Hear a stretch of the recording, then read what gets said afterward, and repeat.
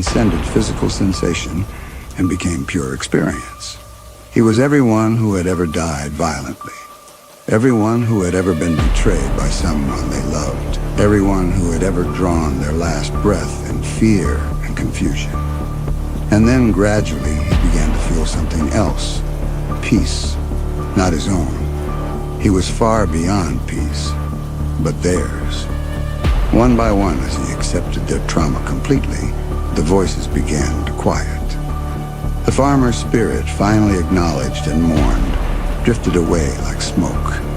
The American families, their stories finally witnessed and understood, released their hold on the world. His mother's voice was the hardest to absorb. When Donna's final moments flooded through him, the betrayal, the terror, the desperate love for the child hiding upstairs, Bennett thought he would break entirely, but as he experienced her death completely, holding nothing back, he also felt her love, her forgiveness, her gratitude that her son had grown into someone strong enough to bear this burden. "It's okay," she whispered as her presence faded. "You can let me go now." The process felt like it lasted hours, though Bennett knew it could only have been minutes. When the last voice finally quieted, when the last spirit drifted away into whatever came after, he found himself alone in his own mind for the first time in what felt like lifetimes. The mats beneath his hands had changed. Where before they had been dark with old stains, now they were pale, almost white, as though the color had been bleached from them along with the trauma they'd carried.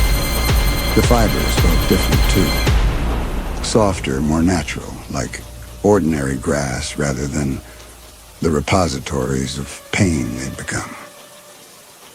As the last sounds faded from his awareness, Bennett felt something he hadn't experienced since childhood. Complete peace. The voices were gone. Their suffering finally transformed into rest. The pattern was broken. The cycle ended. No other family would wake to find violence in their home because of these mats, these carriers of contaminated trauma. He sat back on his heels, tears still streaming down his face. But they were different tears now. Not pain, but relief. Not grief, but gratitude. He had carried the weight of dozens of lives and deaths, and in doing so, he had set them all free. Bennett stood slowly, his legs shaking. The hearing that had returned to him was already beginning to fade again. But this time, the loss felt different. Not stolen by trauma, but chosen. A conscious decision to return to the silence that had shaped him. The silence that had protected him and would continue to protect him. But now it was truly his silence, not imposed by violence, but selected by choice. He gathered the now harmless mats and wrapped them in the sheet. Tomorrow he would burn them, scatter the ashes, make sure that whatever contamination they had carried was finally and completely destroyed. Tonight, he would drive home to San Francisco and begin the long process of understanding what he had become. The house on Maple Street settled around him as he prepared to leave, its walls releasing tension they had held for months. The Henley family's tragedy was over. The pattern that had started in a Japanese field decades ago was finally broken. Bennett walked to his car through the gathering darkness, carrying his burden with steady hands. Behind him, the house stood empty and at peace, ready for whatever family might eventually call it home. And in his pockets, his phone vibrated with messages from Catherine. Urgent patterns he recognized even without looking. The rhythm telling him she was checking on him, wanting to know if he was safe. Bennett would call her tomorrow, would tell her that he was fine, would maybe even explain what had happened in terms she could understand. But tonight he drove through the California darkness toward home, surrounded by a silence that was finally completely his own. The pattern was broken. The cycle was ended. And Bennett Hartwell, son of trauma and heir to violence, had chosen to be something different than what the past had made him. In a world full of noise, he had found peace in the space between sounds. In a life shaped by tragedy, he had discovered that sometimes the most heroic thing you could do was simply choose to let the hurt stop with you. The road stretched ahead, dark and quiet and full of possibility. Bennett drove toward whatever came next, carrying no burden but his own chosen silence, haunted by no ghosts but those he had willingly set free.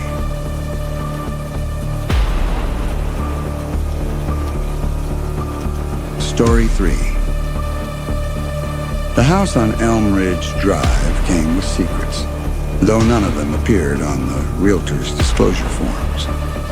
15-year-old David Kessler discovered the first one 3 days after the moving truck departed, when he pushed through the tangle of elderberry and sumac at the back of their property and found the path. It wasn't much to look at.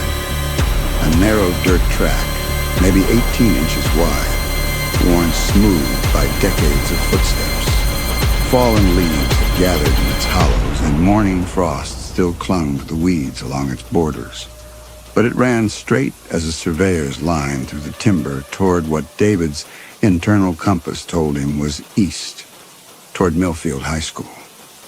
He'd been dreading the bus ride, the scrutiny of unfamiliar faces, the inevitable question about why his family had moved to this particular corner of Missouri. The path offered an alternative, a way to slip into his new school like morning mist, rather than lumber in aboard the yellow vessel of adolescent judgment. David tested it the next morning, setting his alarm 20 minutes early and stepping into the October chill while his parents still slept. The path wound through stands of oak and hickory, their branches forming a canopy so dense that walking it felt like moving through a green tunnel.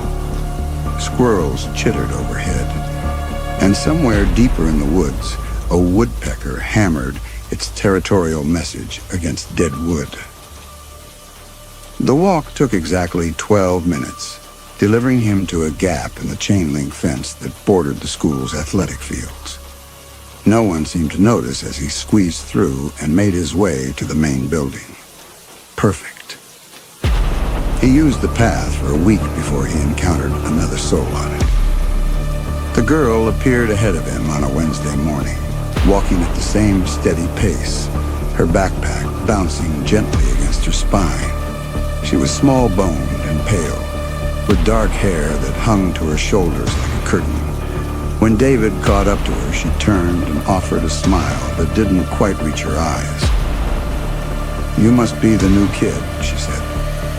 Her voice carried the flat vowels of rural Missouri, but underneath lay something else, something carefully controlled. "I'm Nora Brennan, David Kessler." He fell into step beside her, grateful for the company and slightly unnerved by it. "You live around here? Close enough?" She gestured vaguely toward the trees. "My family's been in Millfield since before there was a Millfield. You could say we have deep roots." The path curved slightly, following the contours of a small creek that gurgled invisibly through the underbrush. David found himself studying Nora's profile. The sharp line of her nose, the way her lips pressed together as if holding back words. There was something old about her face, a quality that suggested she'd seen more than her years should have allowed. "How long has this path been here?" he asked. "Long time. Longer than the school, I think. Indians probably used it first, then settlers. Now it's just us." She paused, and in that pause, David heard the weight of unfinished sentences. "Just a few of us, anyway." They emerged at the fence line, and Nora slipped through the gap with practiced ease. David followed, but when he turned to speak to her again, she was already disappearing into the crowd of students gathering near the main entrance. Over the following days, David met the others. There was Fletcher Danforth, a junior with prematurely gray eyes and calloused hands that spoke of manual labor. He appeared on the path Thursday morning, walking slowly with his head down as if